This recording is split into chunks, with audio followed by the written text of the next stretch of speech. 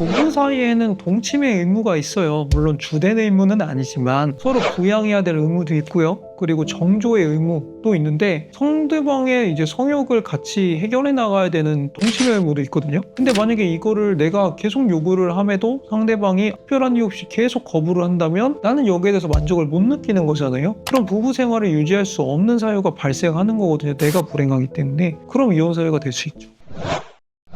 네, 안녕하십니까. 법무법인심의 심규덕 변호사입니다. 저는 지금 4년차 변호사고요. 2년 동안 기업 전문 M&A 변호사를 하다가 지금은 이혼 전문 변호사로 일하고 있습니다.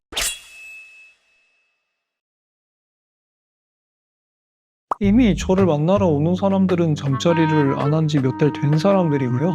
스트레스 그 자체가 문제가 되는 사람들은 그렇게 많진 않아요. 거기에 대해서 다른 방법으로 해소를 하는 걸 부부간에 원활하게 합의가 되거나 아니면 이 부분에 대해서 어떤 식으로 서로 맞춰 나갈지를 합의하시는 분들은 저를 안 찾아오시는 거고, 여기에 대해서 도무지 조절이 안 돼서 나는 너무 힘들다든지 아니면 상대방이 여기에 대해서 이상하게 푼다든지 그럼 이제 저를 찾아오시는 거죠. 그러면 이제 폭언을 하든 바람을 피우든 싸우든 뭔가 일이 터져요. 그래서 오시는 분들이 대부분이죠. 이게 같은 말이라도 가족끼리 그러면 안 되는 게 그냥 농담인지 아니면 진짜 싫은데 그렇게 말을 하는 건지에 따라 다른데요. 스트레스가 있다 그러면 여러 가지 이유가 있겠죠. 당연히 내가 어제도 보고 오늘도 보고 내일도 봤던 사람이기 때문에 처음 이 사람을 봤을 때처럼 도파민이나 강력한 호르몬이 날 지배하진 않죠. 그렇기 때문에 처음 봤을 때 그런 성적 흥분도는 떨어질 수밖에 없어요. 이거는 누가 이상해서가 아니라 자연스러운 현상인데, 그걸 서로 잘 받아들이고 부부간에 이걸 성적으로 어떻게 해결할지를 같이 고민하거나 아니면 전문가 상담을 받는다 그러면 원활하게 이걸 지나갈 수도 있고 자연스러운 현상인가 보다 해서 받아들일 수도 있는데, 만약에 이 사람이 외도를 하는 거 아니야? 내가 더 이상 성적으로 매력이 없는 거 아니야? 그런 의심부터 한다 그러면 싸움으로 이어지고, 싸움으로 이어지면 이제 스트레스가 아닌 다른 문제들이 생길 수 있잖아요. 그렇기 때문에 여기에 대해서도 처음에 초장에 무슨 문제가 있을 때 우리가 이전 같지 않아서 만족스럽지 않아, 아니면 불행해, 아니면 의기소침해져, 이런 거에 대해서 서로 얘기를 하고 여기에 대해서 같이 해결할 수 있는 방법을 찾아가는 게 현명한 것 같습니다. 처음에 누군가랑 연인이 되어서 이 사람이랑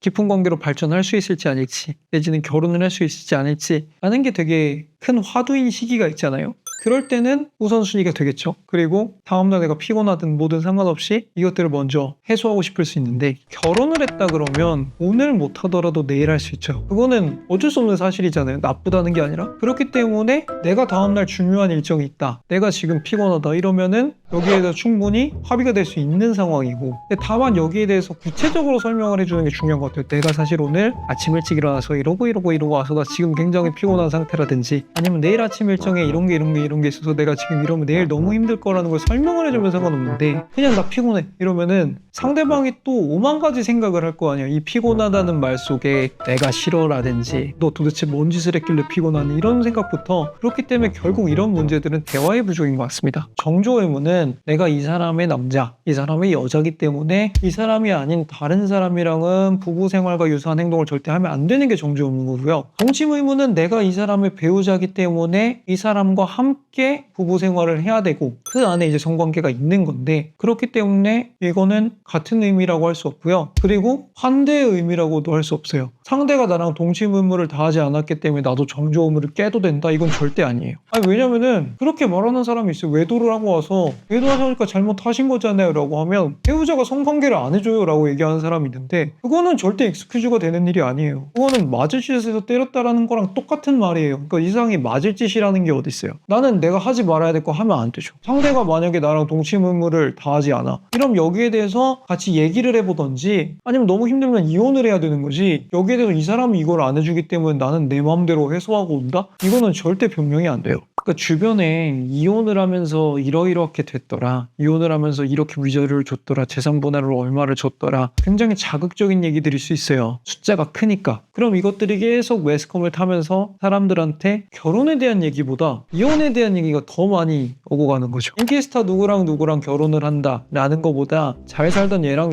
이혼하는 게 더 화제거리가 되죠. 그러니까 사람들이 결혼을 생각하면서 이혼을 자연스럽게 떠올리는데, 결혼이랑 이혼은 직접적인 상관관계가 없어요. 물론 결혼을 해야 이혼을 하지만 결혼을 한다고 이혼하는 건 아니에요. 저도 변호사 일을 오래 하다 보니까 이혼을 해야만 할 것 같은 분들인데 이혼을 못하고 계시는 분들이 많아요. 이혼에 대한 선입견이나 아니면 혼자 살아갈 거에 대한 두려움 때문에. 그런데 만약에 지금 결혼 생활이 버티기 힘들 만큼 너무너무 힘든 거라 그러면 이혼도 그렇게까지 절대적으로 실패하는 건 아니다라는 걸 보여주는 프로그램들이 있는 거고, 저도 그런 프로그램에 나왔던 거고. 그런데 저도 한 번도 누구한테 이혼을 장려한다거나 이혼하면 행복해 이렇게 얘기하진 않아요. 전 이혼하면 일정 시간은 불행하고 일정 시간은 우울하고 외로울 거라고 생각을 하는데, 그거보다 못한 결혼 생활을 하고 있다면 그분들은 이혼을 했으면 좋겠어요.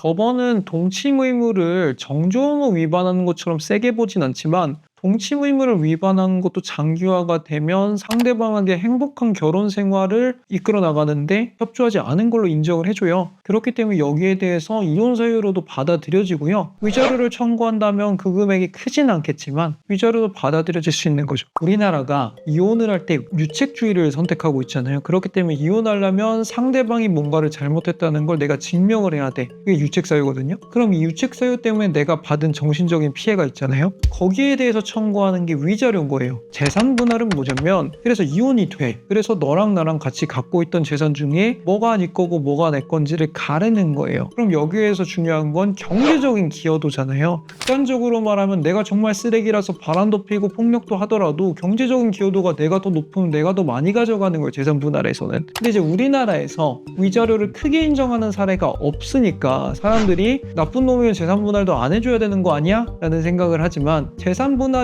유책 사유는 전혀 상관이 없는 거고요. 여기에 대해서 국민적인 법 감정을 반영한다면 위자료를 좀 더 크게 인정해주는 걸로 판례가 바뀔 필요는 있어 보여요. 그러니까 일부 관련이 있는 부분도 있죠. 상대가 유명인데 불륜을 저질렀어. 그럼 이걸로 약간 세게 얘기를 해서 합의를 할 때 재산 분할 내가 유리하게 받아가는 방법도 있고요. 그리고 이 사람이 불륜을 저지르면서 집안의 재산을 빼돌려가지고 상대방 상간녀 상간남한테 줘버렸네? 그럼 이건 재산 분할에 반영이 되죠. 얘가 이미 써버린 거니까. 그 정도는 반영할 수 있지만 불륜을 했다고 해서 재산 분할에서 압도적으로 불리한 건 아니에요. 성관계를 거부하는 거랑 사실 성매매를 하는 거랑은 직접적인 상관관계는 없거든요. 근데 보통 성관계를 거부를 당해서 성매매를 하시는 분들이 법정이나 이런 데 와서는 성관계를 거부당했기 때문에 내가 이랬다고 말들을 많이 하세요. 근데 모두가 그런 것도 아니고 정당화되는 것도 아니고 전혀 별개의 얘기인 거예요. 외도를 막 해요. 심지어 와이프가 임신 중에 외도를 한 걸 문제를 삼았더니 와이프의 몸 상태가 더 이상 나를 흥분시키지 못하고 성관계에서 더 이상 만족스럽지 않아서 난 이럴 수밖에 없었다. 난 이거 좋아하는 사람인데, 이렇게 말하는 사람도 봤어요.